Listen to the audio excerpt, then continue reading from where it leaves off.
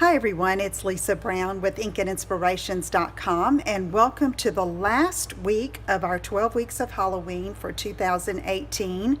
And today is Halloween, right? And you need something that you can do really quick, and because you need something for your children, your neighbor's children, your grandchildren. Well, this is it.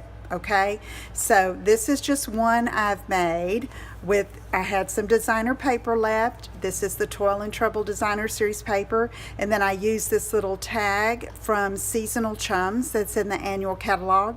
That's good for Christmas and winter as well. Okay, and but this time I'm going to make a different pattern than the sample, and so what you do is you run down to the big box store or the local dollar store and find a box of something, okay? And then I want you to measure it from here to here, and that way you know how wide you need it.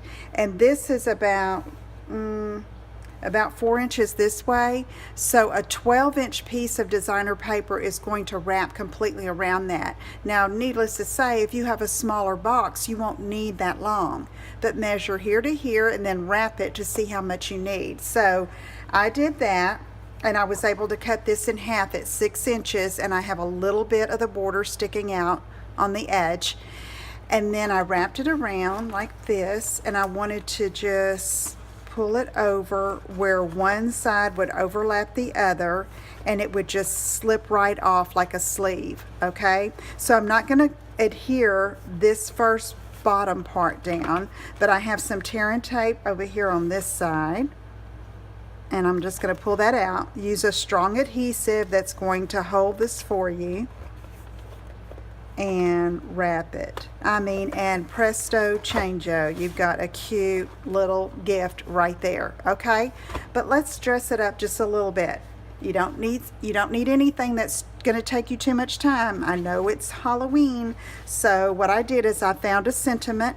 This is from the Trick or Tweet set. It says "You're Spooktacular." And I have some Granny Apple Green, which is a color that's in that designer paper. I'm using basic black to stamp with, easy peasy. So stamping that there, and then I'm choosing a punch that will fit that because punches are quick and easy. Punch that out.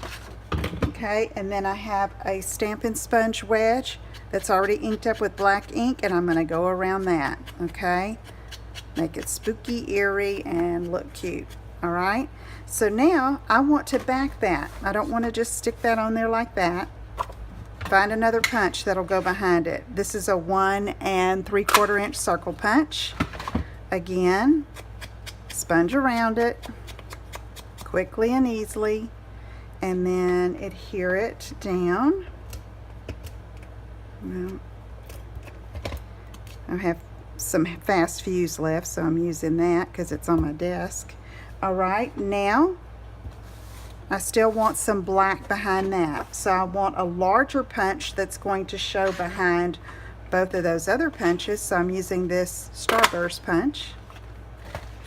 And you know, use what you have, just make it work. Okay, it'll be cute. If you don't have 3 punches, just use what you have, or cut some rectangles that'll layer up like this.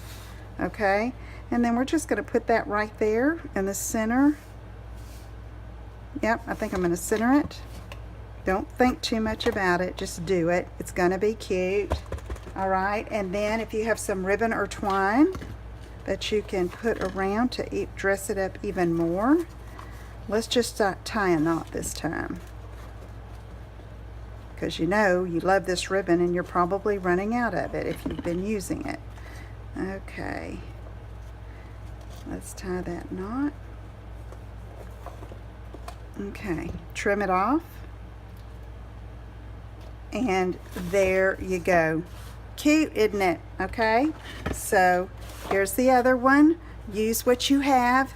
Get those treats made and make it extra special because you've done it yourself. Okay, thanks so much for joining me for this series. Be sure you are on my mailing list, and so that you can get all of my ideas, exclusive ideas, and I will talk to you again soon. Take care. Bye-bye.